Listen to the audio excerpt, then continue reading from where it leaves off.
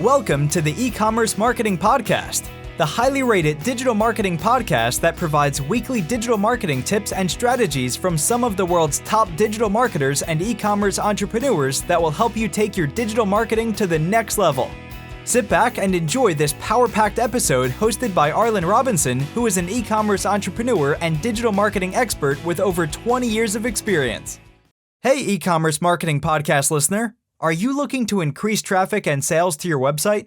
You can do this by launching your own affiliate program. Just visit getosi.com and sign up for a free trial today. That's getosi.com.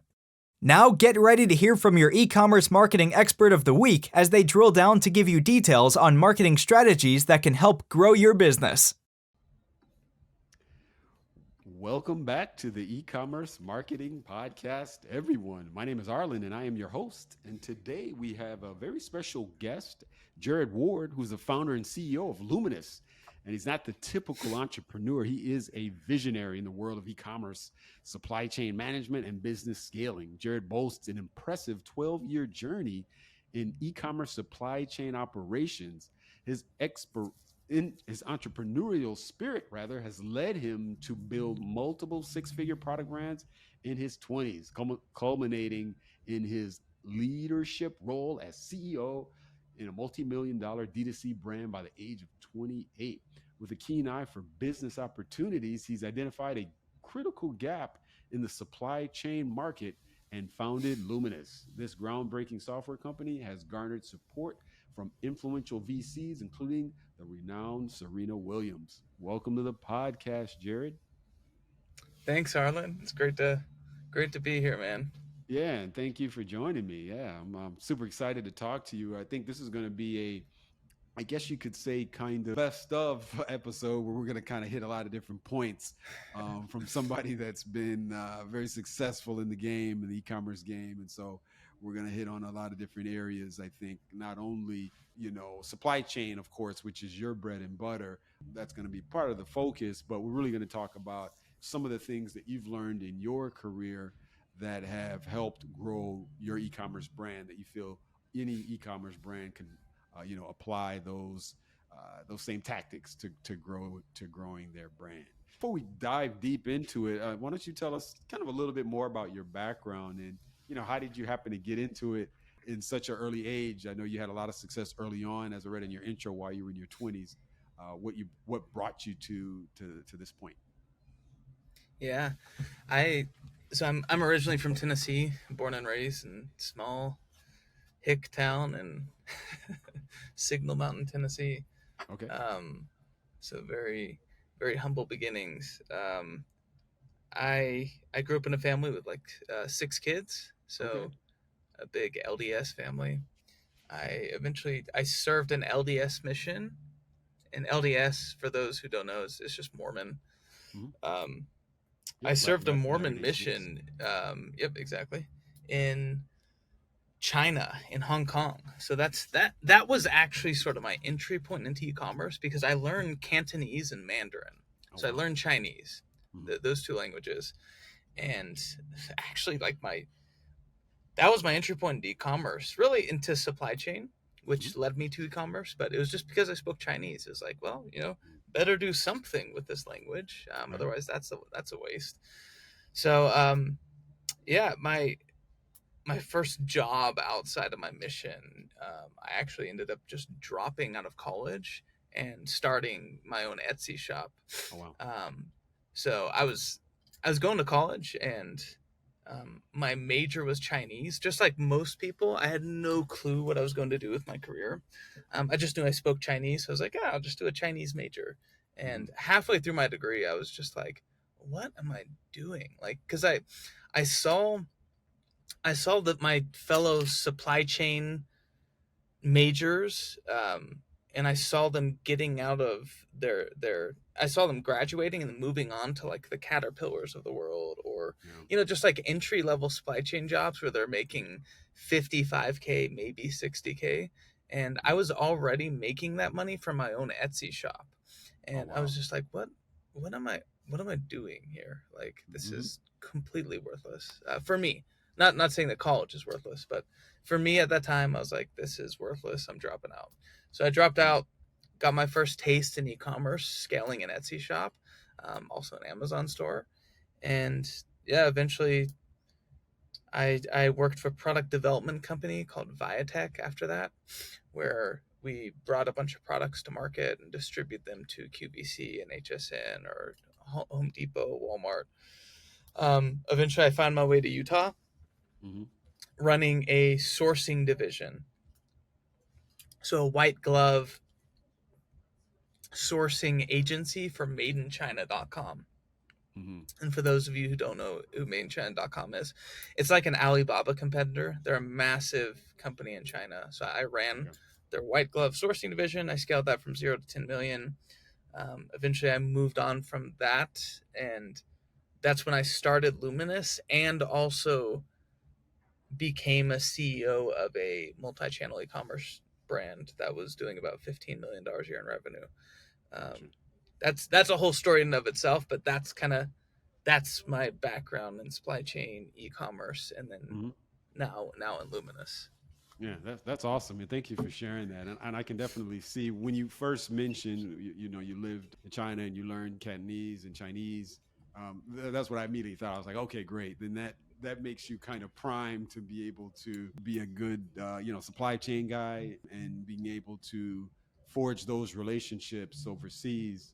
Knowing the language, I know it gives you a big leg up for sure, as opposed to others that aren't not only fluent in the language, but you, of course, having lived there, being knowledgeable about the culture. Because I think, I know with the little that I do know about doing business in China and directly dealing with, business professionals there, there's certain cultural norms that you really have to be informed about, just the way you're addressing people, how Absolutely. just little small things that we probably take for granted here in the U.S. because things are a little bit more relaxed, but they have kind of strict things that you kind of have to follow, and if you're not really up to speed to a lot of those things, I'm sure you could rub people the wrong way, and then Yeah. and then your reputation could be tarnished.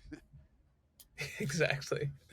Yeah. So, interesting. Well, what I really want to start off today is really with your 12 years of experience. I want to see, what would you say would be your top three?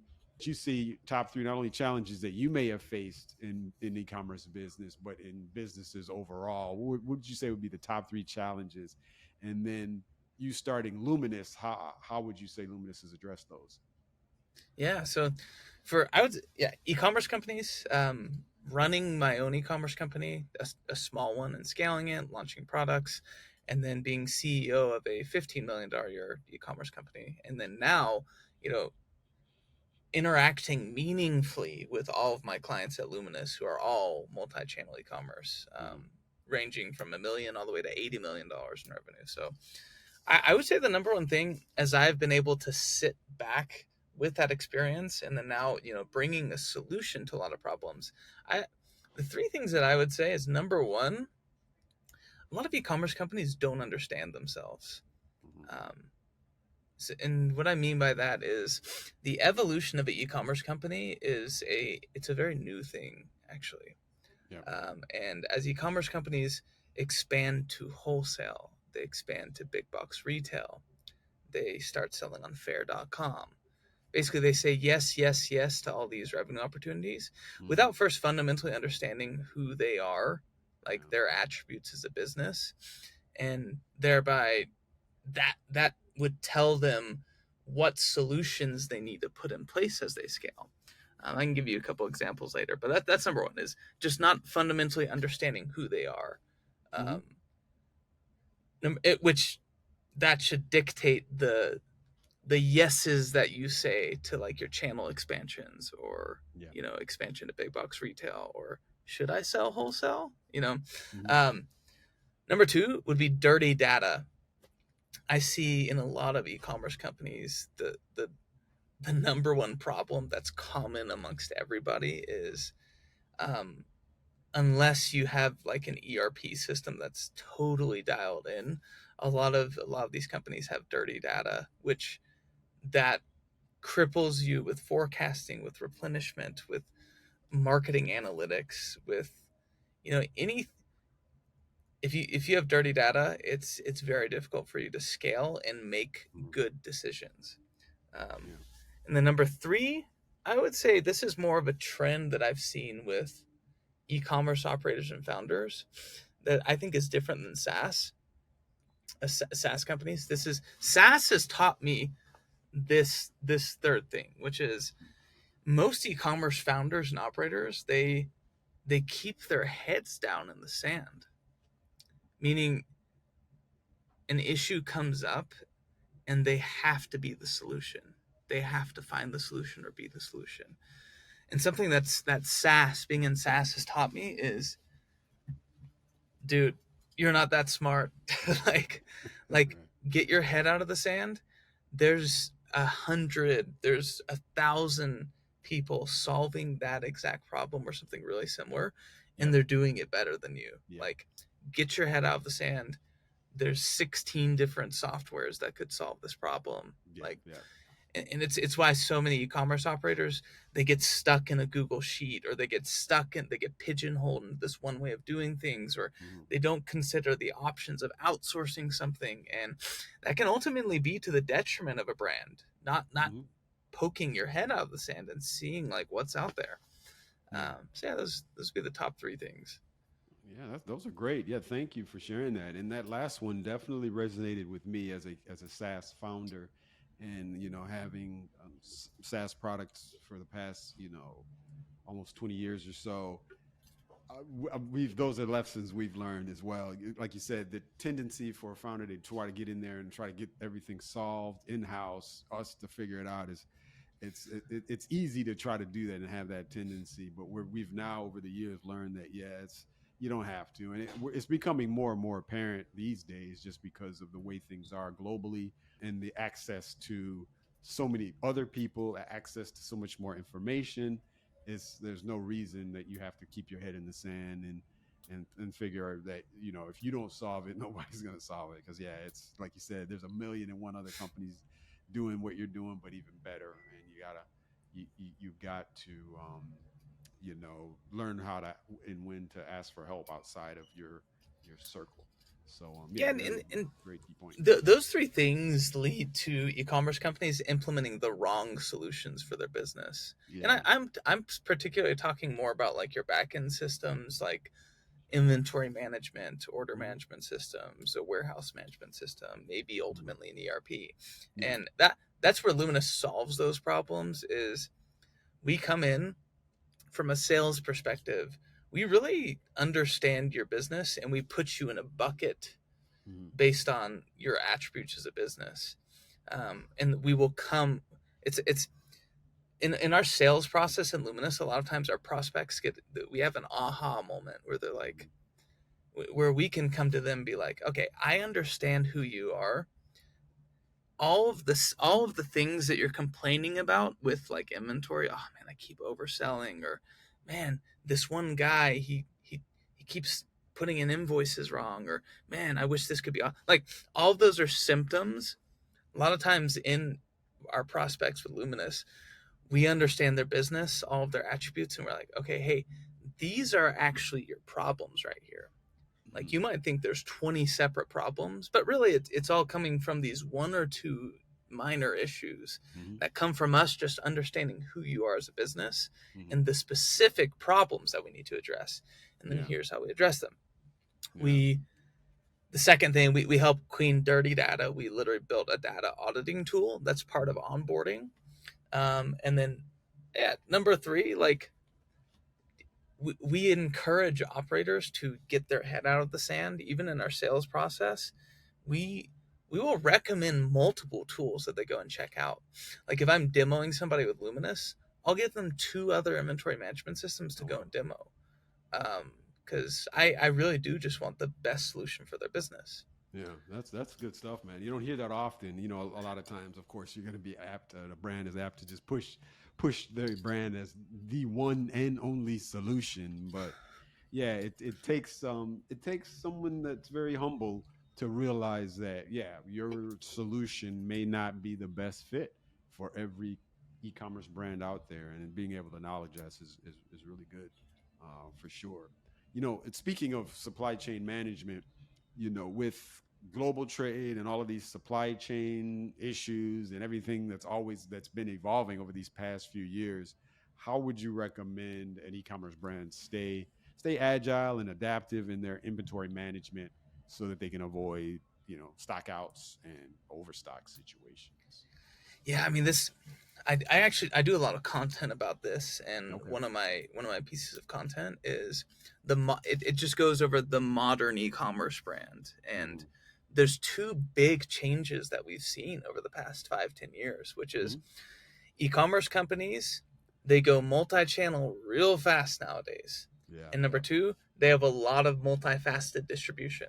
So let's go over both of those. Number one, multi-channel. So most e-commerce companies, they sell Shopify, Amazon, and some type of wholesale or maybe even a big box retail contract.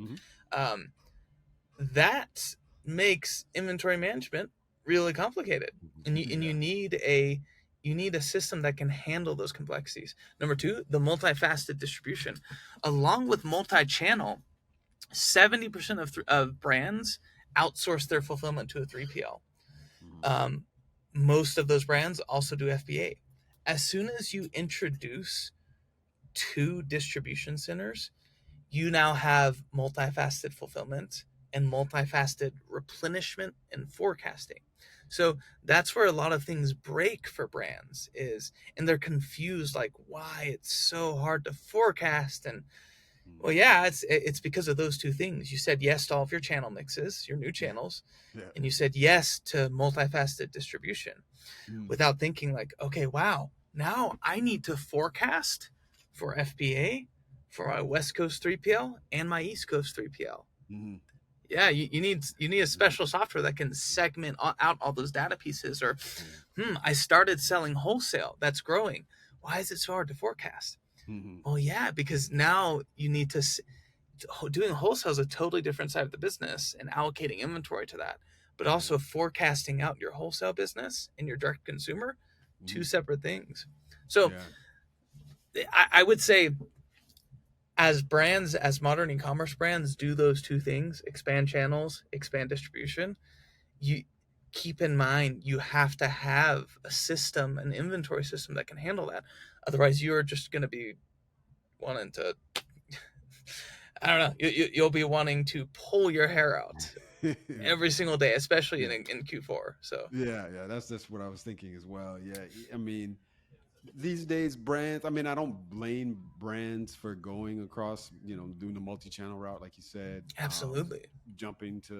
They may be e-commerce, then they jump to the big box retailers, and then the Amazon, third-party logistics, all of that. Yeah, I mean, these days you got to be in a lot of places in order to keep the revenues up. So I mean, I don't blame brands, but yeah, when you do that, you got to make sure you have the ducks in order and you have systems like what you can provide and what you can suggest as far as managing all of this. Because like you said, I could just see it being a nightmare if you don't have everything in place and literally pulling your hair out and just figuring out, dude, absolutely, how you're gonna make it happen.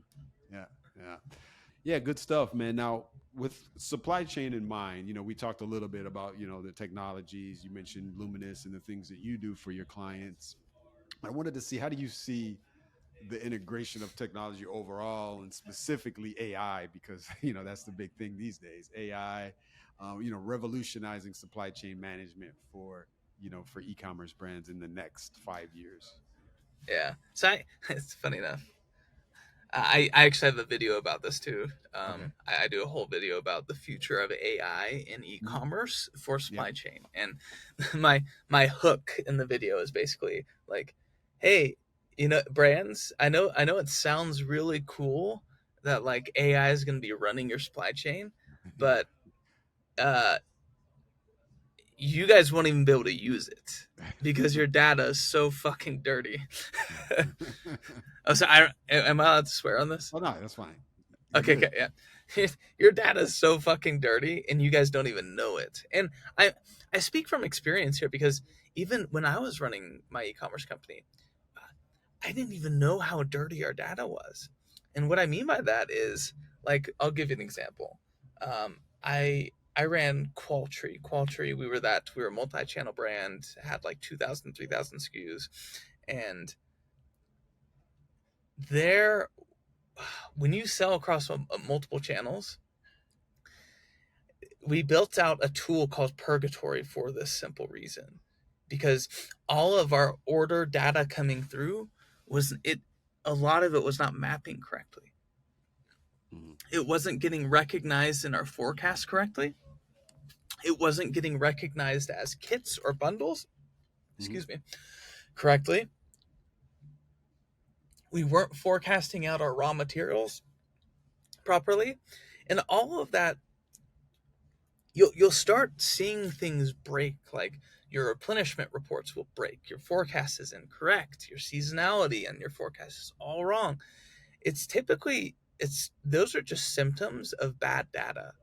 And so the future of AI, one thing I go back to bad data is, as you guys are scaling and you're really excited to take advantage of AI, because yes, AI could run your replenishments. You could auto replenish FBA. You could auto replenish. You could auto draft a purchase order. That stuff already exists actually. And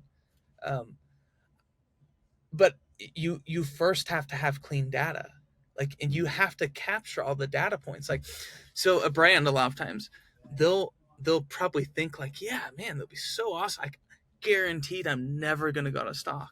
All right. Well, a couple questions. Do you keep track of production lead times? Projected versus actuals. Do you keep track of actual lead times for your sea freight and your air freight? Do you keep track of, do you have min maxes set for every single one of your distribution points? Do you know what buffer stock is? How do you calculate days on hand? Is it 45-day sales velocity? Is it 30-day sales velocity? Like, if you don't keep track of this data right now, AI is not gonna be able to run shit. So it's something to keep in mind. Now, when you get clean data, I think the future of AI and supply chain is, man, I think it's gonna start with replenishing. If you have all of your data dialed, we're not too far off from just being able to auto replenish a lot of things, especially if you're a really basic brand. Okay. That's good to hear, because I can see that being that's a huge pain point for most of these brands, being able to predict, when to purchase, when to replenish certain things. Yeah, of course you can do that these days manually, looking at your numbers, looking at the histories, doing all the forecasting. But with AI here, like you said, you do see that if it has the right data, the right information, then I can see that being, like you said, never being out of stock of anything, knowing when to purchase, and just really being a powerful tool for e-commerce businesses. So really good to know. Yeah. As far as, you've had, of course, obviously a long history, as I mentioned in the intro, from the different business ventures that you had. And this is a question I always love to ask e-commerce entrepreneurs, or just any entrepreneur in general. So when you think back and you reflect on your journey, what would you say is like one piece of advice you wish someone had given you when you were starting out in e-commerce operations, and why?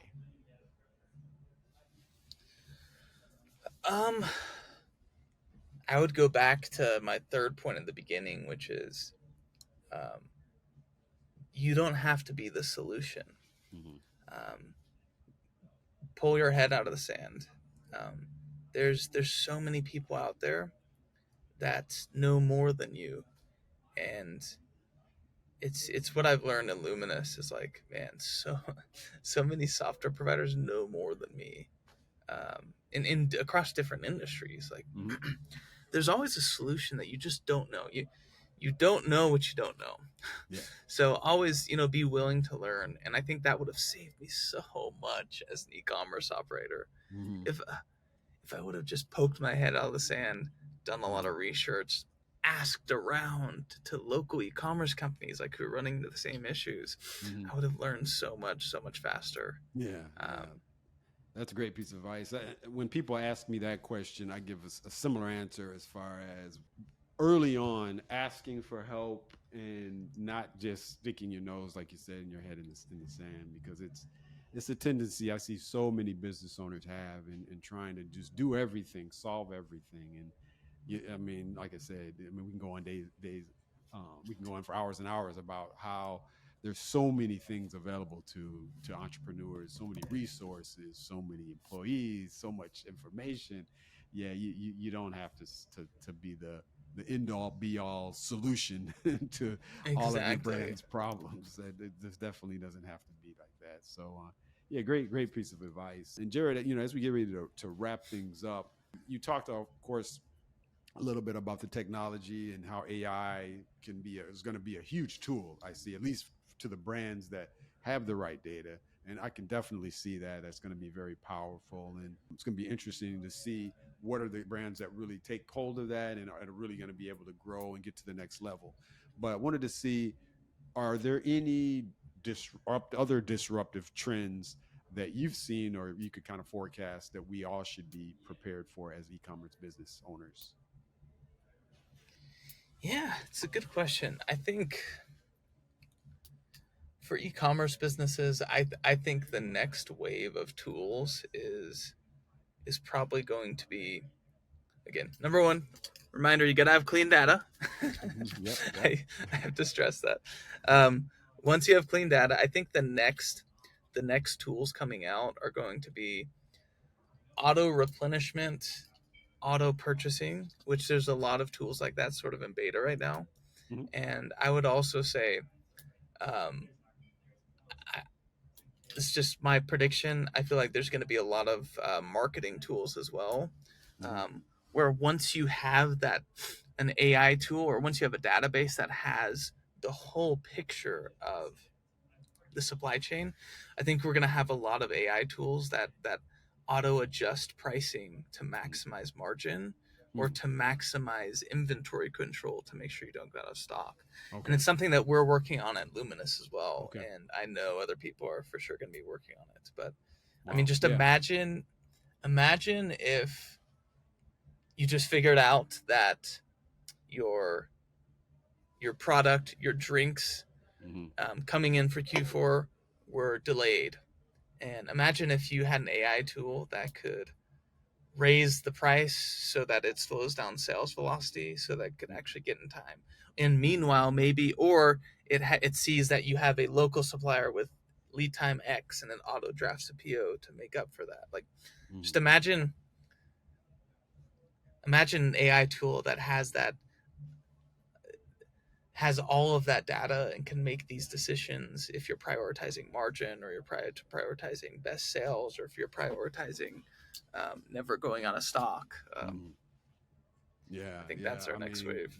That's all of those things I can definitely see coming for sure. And just how it's going to really propel some brands just really to to the next level that are going to really grasp that. And you mentioned a couple of things also quick was on the marketing side of it, being able to make adjustments on pricing, and that kind of ties into like almost an AI controlled, really A/B testing. Really, you're almost kind of you can almost let AI take control of your testing because it will be able to see the results of prices at a certain point based on that, based on time frames, based on traffic, all of that. It can just analyze in a split second and then determine, okay, at this time I need to switch these products to this price, and then just 100%. do all of that on the fly. Because these days A/B testing, or 5 years ago, all of that it's just kind of manual. You were looking at, of course you had data, but you had to manually look at that and then see, okay,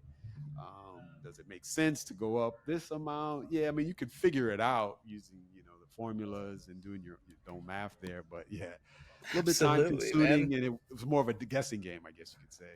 So yeah, I could see that being really huge. AI control for the A/B testing and allowing that to really tie into your marketing and figuring out the right price points. So yeah, I could see that being really huge.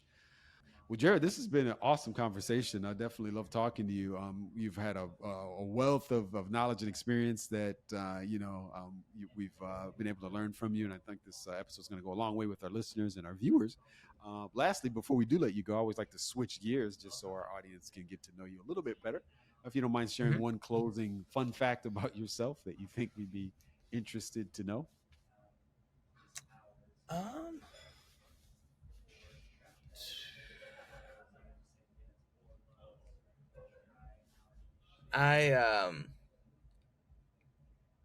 One of my favorite shows to rewatch is Vampire Diaries and the originals. Okay. I also rewatch the Twilight movies every single year. Gotcha. Okay. It's a guilty pleasure of mine. I don't know why, but okay, gotcha. Those are two shows I don't think I really ever got into. Vampire Diaries and Twilight. Twilight, a while back, maybe. I kind of started it and then never got into it, but I know it's a huge fan base. There's a lot of people that love that series. A lot of friends of mine were really big into it as well. So yeah, good stuff, man. Yeah, thank you for sharing that. I appreciate that. Lastly, before we do let you go, yeah, if you don't mind sharing some of the best ways for our listeners and viewers to get in contact with you if they want to pick your brain any more about supply chain management, inventory management, or just all things e-commerce. What's the best way for them to reach you? Yeah, absolutely. So go to my website, joinluminous.com, JOINLUMINOUS, so joinluminous.com. My YouTube channel I'm across all platforms, TikTok, Instagram, but connect with me on my website. My website has links to all of this if you just go to the media page. But on YouTube, it's Jared_Ward. TikTok, same thing. LinkedIn, just search me, Jared Ward. And I also have a podcast as well. It's called Ops Unfiltered. Unfiltered, where we focus on e-commerce operations. So less on the marketing side, but more like on the ops, like in the warehouse. Gotcha. Okay, great. Good stuff. Yeah, thank you for sharing that. I will definitely have the link to your website in the show notes, and I would definitely encourage everybody to check you out there and across all those social platforms. And I definitely encourage people to check out some of those YouTube videos that you referenced early on, where you kind of break down a few things regarding supply chain management. I think I'm going to check out a few of those myself. They definitely sound interesting, and I would love to hear more of your take on some of those subjects. Well, Jared, this has been a great conversation. As I've said, I've definitely learned a ton. I know our listeners and viewers have as well, and we definitely love to have you today on the E-Commerce Marketing Podcast. Okay. Yeah, thanks, Ben. It's been great. Yeah, thank you for joining us. Thank you for listening to the E-Commerce Marketing Podcast. If you've enjoyed this episode, be sure to rate, review, subscribe, and share it with everyone you know. Are you looking to take your digital marketing to the next level, but are tired of wading through countless YouTube videos with unproven and untrusted marketing strategies? Well, we have the answer for you. The More Sales Every Month online digital marketing course. In this information-packed course, you will learn effective keyword research, link building, content marketing, and much more to attract and convert your site visitors into paying customers. Just go to moresaleseverymonth.com and sign up today for a low one-time fee. In addition to this power-packed course, if you would like to get access to a growing repository of digital marketing articles, PDFs, and ebooks, check out getosi.com/resources and opt in to get full access to our library of priceless marketing information to help you take your digital marketing to the next level.